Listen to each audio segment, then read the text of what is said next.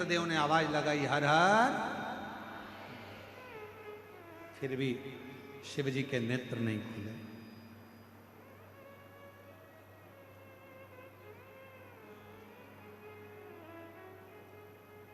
नंदी बैठे थे,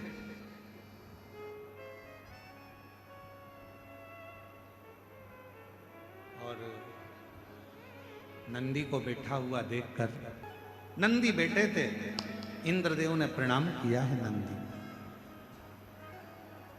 और पहले भी कहा, आज फिर कहते हैं, तुम्हारे मन की अगर कोई कामना हो ना, नंदी के कान में जाकर धीरे से पहले भगवान शिव का नाम उच्चारण करो।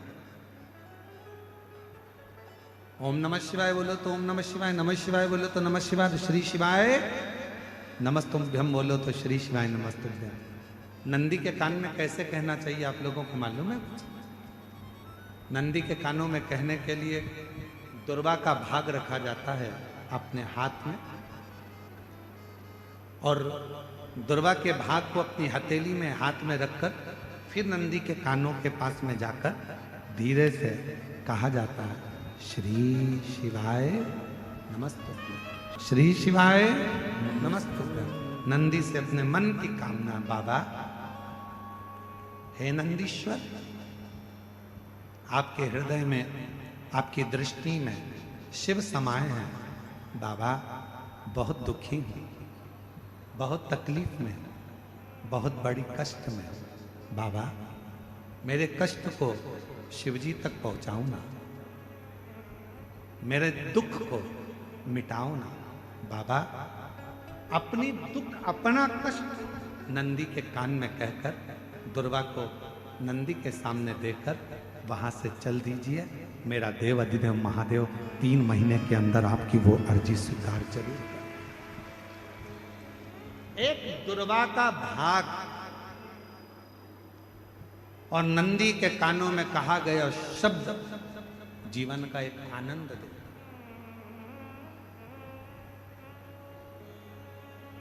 एक दुर्वा का, और यदि दुर्वा नहीं भी होती है, अगर दुर्वा नहीं है तो नंदी के जो गले में, शिव मंदिर में नंदी होता है, नंदी के गले में जो घंटी पड़ी होती है, घंटी देखिए नंदी के गले में, और अलग से तो कोई घंटी डालता नहीं है, पत्थर की ही घंटी बनी होती है, पाषाण की ही घंटी बनी होती है। उस घंटी जो डली हुई है, जो गला है नंदी का, उसका स्पर्श करते हुए नंदी के कान में अपनी बातों को कह देना चाहिए। स्पर्श।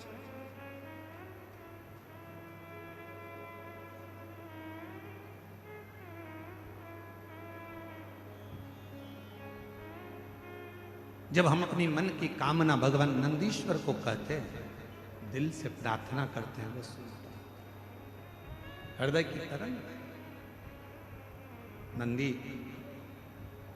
इंद्रदेव ने नंदी को प्रणाम किया, नंदीश्वर से पूछा कि वो ब्रह्मा जी जिनको बड़ी अंदर से गिलानी, ब्रह्मा जी के हृदय में बड़ी बड़ी गिलानी है, उनके आंखों में आंसू है, उनका दुख है, हृदय रो रहा है, नयन से जल बह रहा है। ब्रह्मा जी क्या करें कि अंदर का दुख समाप्त हो जाए?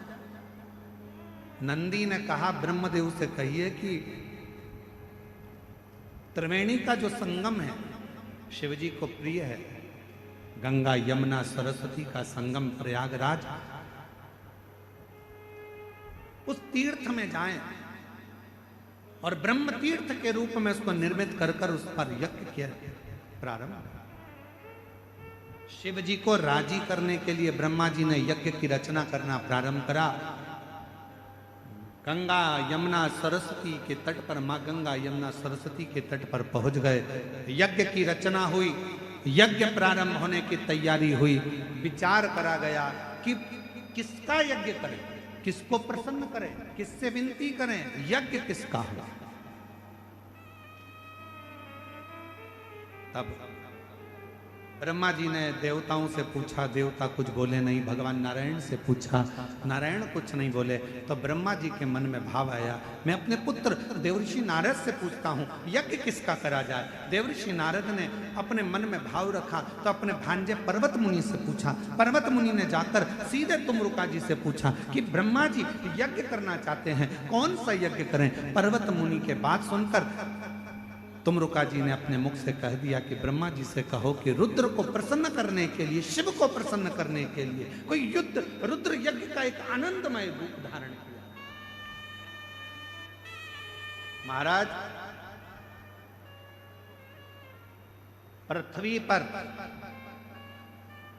दुनिया का पहला यज्ञ था जो भगवान ब्रह्मा जी ने भगवान शिव को प्रसन्न करने के लिए किया। दुनिया का प्रथम यज्ञ। और कहां हुआ था? तो कहा प्रयागराज की पवित्र धरा पे हुआ, त्रिवेणी के संगम पर हुआ।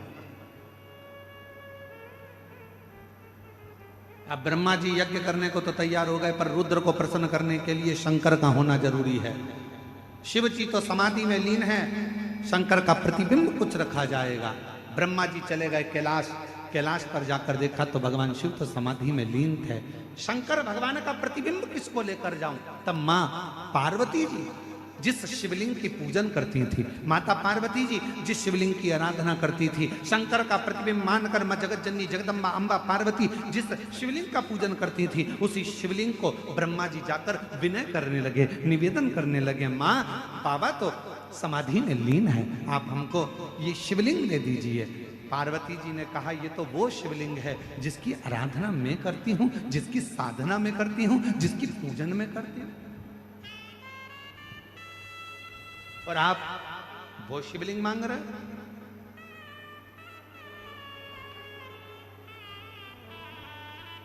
जगदम्बा अम्बा करेंगे, मैं इस शिवलिंग को नहीं दे सकती, ये मेरी पूजन का स्थान है, ये मैं पूजती हूं।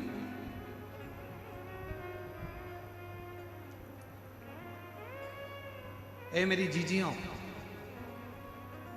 मेरे जीजाओं, मेरी बेटियों, बेटाओं, मेरे माताओं, मेरे भाई, मेरे बुजुर्ग माता पिता तुल्य विराजमान हो, आप सबसे निवेदन करूंगा, सास की प्रॉपर्टी का हिस्सा हो, ससुर की प्रॉपर्टी का हिस्सा हो, सास के कपड़ों का हिस्सा हो, सास ससुर के जेवर का हिस्सा हो, सबके हिस्से हो। और यदि आखिरी में मंदिर में भगवान रह जाए और कहे इसको कौन लेगा, तो कह देना जो मंदिर में मेरा शिव बैठा है, जो मंदिर में मेरा लाडला बैठा है, उसको मुझे दे दीजिए, मेरे ठाकुर को, मेरे राम को, मेरे कृष्ण को, मेरे शंकर को मुझे दे दीजिए, बस मुझे।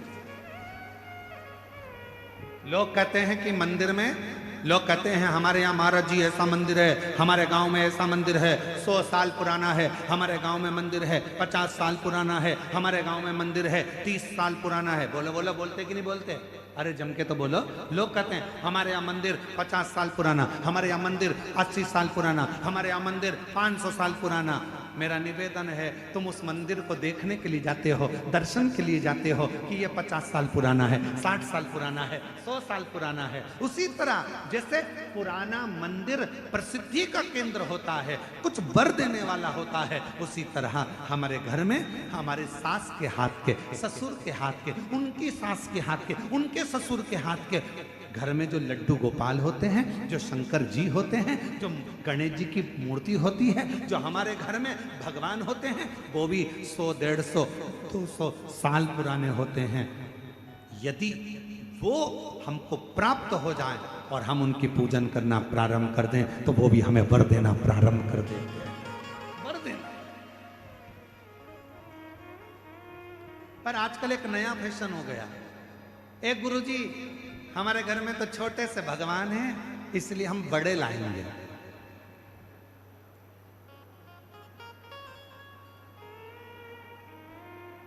अब घूमने गई मंदिर, कहीं तीर्थ में चली गई, वहां से घर में थे इतने से लड्डू गोपाल और ये बाजार से ले आई इतने बड़े लड्डू गोपाल। घर में थे इतने बड़े शंकर जी, बाजार जाकर लिए इतने बड़े शंकर जी। घर में थी इतनी बड़ी कुल देवी, बाजार जाकर लिए इतनी बड़ी कुल देवी। ईमानदारी से बोलो, जम के जरा सावधानी से ध्यान रखकर बोलना। जरूरी नहीं कि बड़ी गोली ही असर करेगी, कभी कभी छोटी सी गोली भी पेट दुखने की पेट बंद कर देती है, और कभी कभी छोटी सी गोली जुलाब की हिला हिला देती है। महाराज, भगवान ना कभी छोटा होता है, भगवान ना कभी बड़ा होता है, भगवान तो भक्त के भाव से बड़ा और छोटा होता है।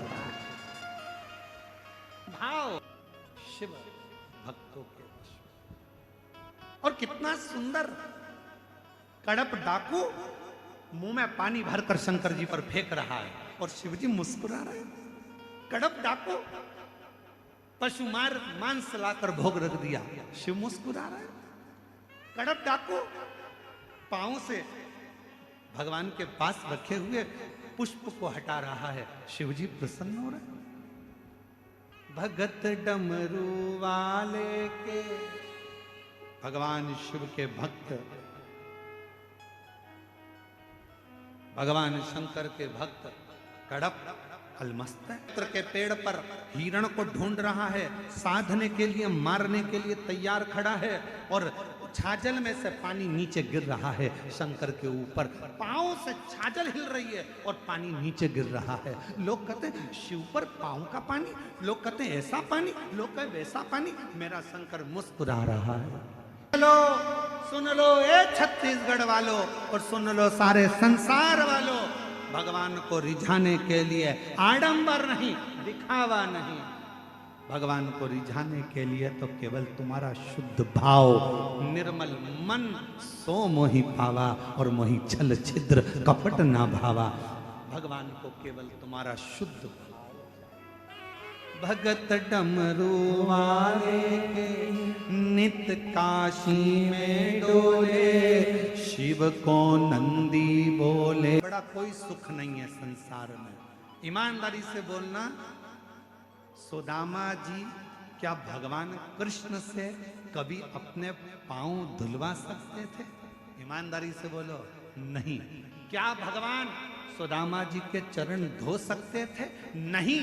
पर सुदामा जी और कृष्ण भगवान का इतना प्यार था, इतना प्रेम था कि प्रेम में भगवान भी अपने भक्त के चरण धो देता है। ये निर्मल चरित्र सुदामा और कृष्ण।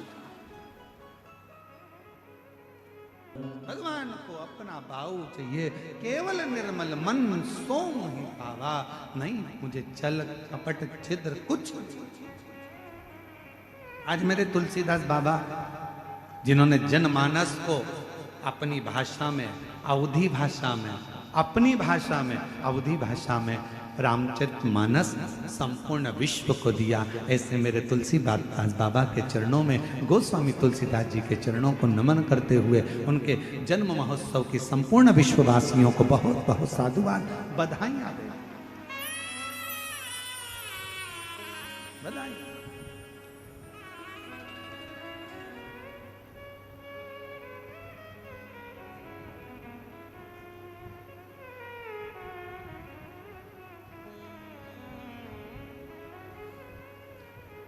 कितनी सुंदर, अगर रामचरितमानस नहीं मिलती तो जनमानस को क्या, अवधी भाषा में, साधारण भाषा में जनमानस के कल्याण के लिए। और श्री शिवाय नमस्तु, श्री शिवाय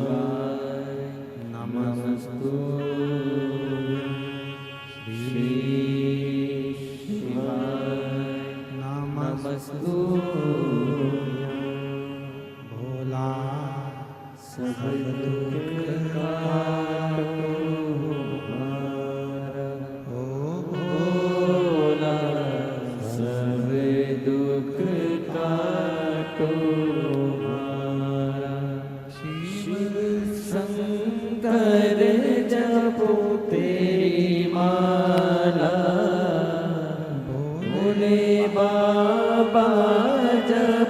तेरी माला भोला सब दुख काटो हमारा ओ भोला सब दुख काटो हमारा वेश है मंगल मंगलकारी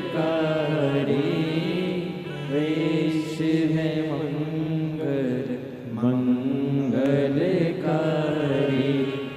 शमशाने वासी हमारा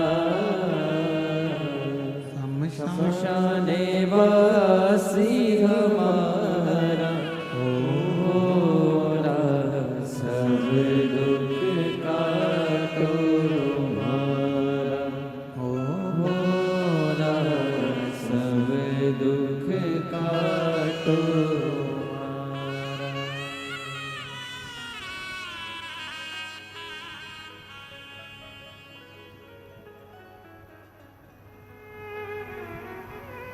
हमारा। देवादिदेव महादेव भगवान शिव वर्धन त्रिकालदर्शी कैलाशी विनाशी भगवान शंकर की पवित्र कथा कर रहे हैं। ब्रह्मा जी ने मां पार्वती जी से विनय करा कि ये शिवलिंग हमें दे। मां जगत जननी पार्वती जी की पवित्र कथा कर रही है। अपने सास ससुर के हाथ की जो पुरानी मूर्तियां हैं, पूजन स्थल है, उसको अपना रखो, अपनाओ। आज के जमाने में लोग नई मूर्ति लगाने के चक्कर में पुरानी पुरानी मूर्तियों को हटा देते हैं, पर पुरातन जो बनी मूर्तियों को, पुराने स्वरूप को कभी इधर उधर नहीं करना चाहिए, उसको संभाल कर, उसको संभालो।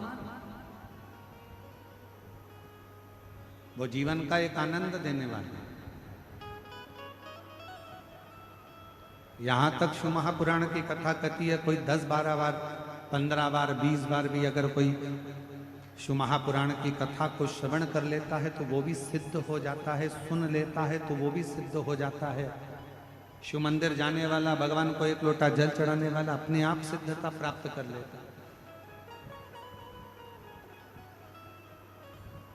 भटकना नहीं। ये कथा तो 5 तारीख तक, 5 अगस्त तक चलेगी। 6 अगस्त को सीहोर में बाबा की कावड़ रहेगी। फिर 13 अगस्त से 17 अगस्त तक हैदराबाद में पूरन सन्स फार्म, गगन पहाड़, शमशाबाद, हैदराबाद में शिव महापुराण की कथा, जिसके मुख्य यजमान श्री ब्रज गोपाल जी भूतड़ा परिवार हैदराबाद में रहेगा। 1 बजे से 4 बजे तक हैदराबाद में गगन पहाड़ शमशाबाद में पूरन संस फार्म के उस प्रांगण में शिव महापुराण की कथा होगी। आप और हम उस पवित्र कथा का लाभ लेंगे। और ये कथा 17 तारीख तक रहेगी। फिर 1 सितंबर को जो हमारी गादी की कथा होती है सीहोर में, अग्रवाल महिला मंडल द्वारा सीहोर अग्रवाल धर्मशाला में जो गादी की कथा कई वर्षों से निरंतर चली आ रही है, वो कथा 1 सितंबर से 7 सितंबर तक रहेगी। उसका कथा का समय 2 बजे से 5 बजे तक रहेगा। पर वो कथा टीवी पर नहीं आती है क्योंकि जगह कम रहती है, तो वहाँ भक्त ना पहुंचे, इसलिए उसको टीवी पर नहीं दिया जाता। जो गादी की कथा हो, शिव तत्व है। माँ जगत जननी अम्बा पार्वती जी से कहा, हमें शिवलिंग दे दो, जो प्राचीन है उसको प्राचीन रहने दो, जो पुराना है उसको पुराना रहना है। हमारे यहाँ कुबेरेश्वर बाबा के धाम पर जो बड़ा शिवलिंग का निर्माण आप देखते हो, फिर आगे एक पत्थर का मंदिर बन रहा है पाषाण का। जो बड़ा शिवलिंग है, उस शिवलिंग के नीचे उसको जो छोटा सा छतरी थी, उसके अंदर जो पुराना प्राचीन जो शिवलिंग था वो आज भी विराजमान है। उसको ना तो हटाया गया, ना उसको इधर उधर करा गया, वो वहीं की वहीं जहाँ था वैसा। बस उसके ऊपर बड़ा शिवलिंग बना दिया गया और अंदर प्रवेश बंद कर दिया गया, क्योंकि छोटा है, अंदर जाना छोटी सी छतरी में कहाँ उसका।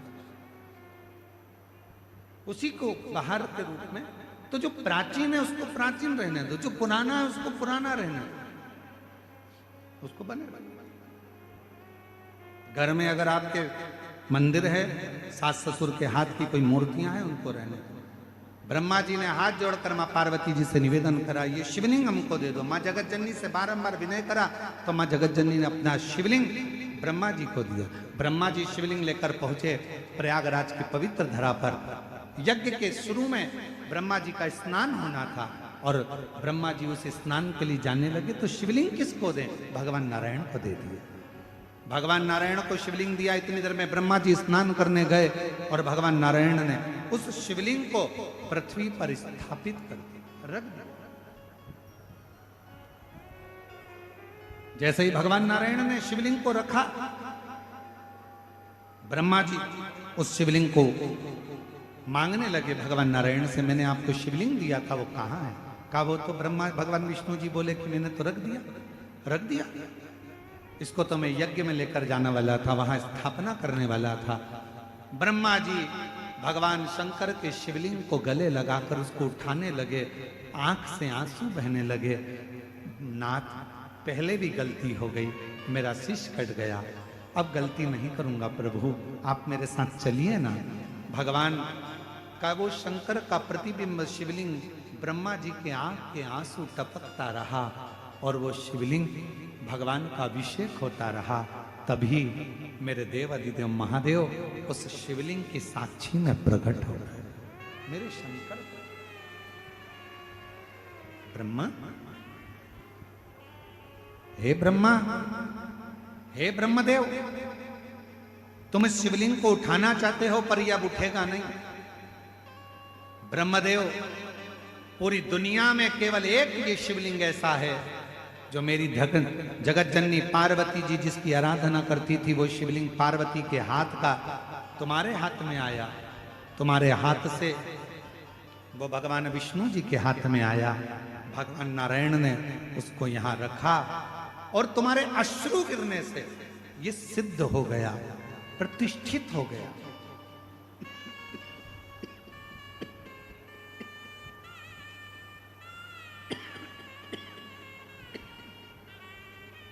ये सिद्ध हो गया, प्रतिष्ठित हो गया।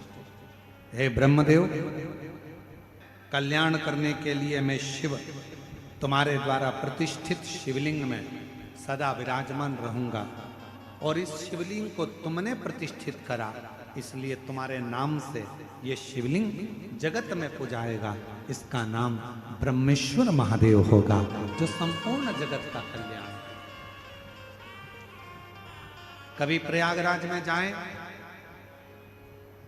त्रिवेणी के संगम पर जब दशमेश घाट पर पहुंचे तो दशमेश घाट पर ब्रह्मेश्वर महादेव का दर्शन करें। वो ब्रह्मेश्वर महादेव जो माता पार्वती जी की निज सेवा का स्वरूप, वो ब्रह्मेश्वर महादेव जिनको स्वयं नारायण ने रखा है, वो ब्रह्मेश्वर महादेव जिनको स्वयं ब्रह्मा जी ने अपने अश्रु से उनको प्रतिष्ठित कर दिया। ब्रह्मेश्वर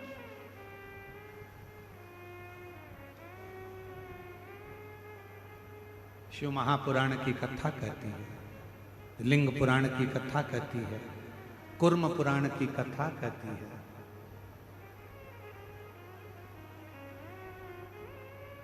जब हृदय में ऐसा लग रहा है कि मेरा ये काम होगा कि नहीं होगा, होगा कि नहीं होगा, मैं निकलूंगा कि नहीं निकलूंगा, मैं इस काम से आगे बढ़ूंगा कि नहीं बढ़ूंगा, मन जब दो होने लगे तब एक श्वेत पुष्प लेकर उस सफेद पुष्प में थोड़ा सा हल्दी और कुंकू का लेपन कर कर किसी भी शंकर के मंदिर में शंकर के शिवलिंग पर यदि ब्रह्मेश्वर महादेव का नाम लेकर उस फूल को, पुष्प को समर्पित किया जाता है, फूल को चढ़ाते समय, फूल जब समर्पित किया जाता है तो फूल का जो मुख है, जैसे ये डंडी है फूल की, और फूल का जो मुख है, जहां आप बैठे, इधर बैठे हैं तो इधर, उधर बैठे हैं तो उधर, इधर बैठे हैं तो इधर, फूल का मुख अपनी ओर होना चाहिए। उस भगवान शंकर के शिवलिंग पर ब्रह्मेश्वर महादेव का नाम लेकर यदि वो श्वेत पुष्प, हल्दी और कुंकू लगाकर समर्पित करा जाता है